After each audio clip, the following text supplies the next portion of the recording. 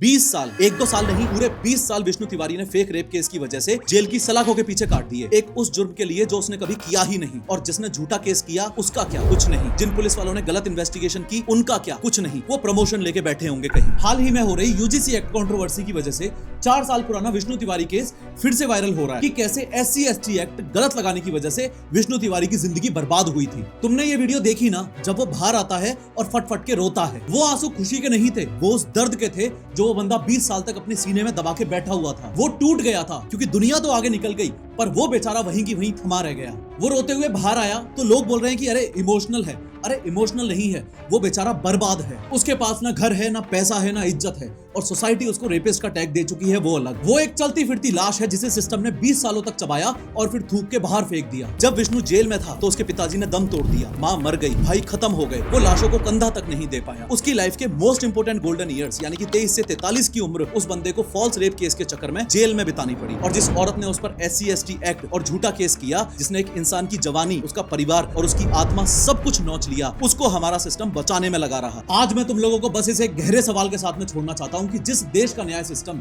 एक बेकसूर को 20 साल तक अपनी ही जेल में कैद रख सकता है, उसकी पूरी दुनिया उजाड़ सकता है और फिर उसे पहचानने तक से इनकार कर देता है, क्या इस देश के उस सिस्टम में बदलाव की कोई जरूरत नहीं है?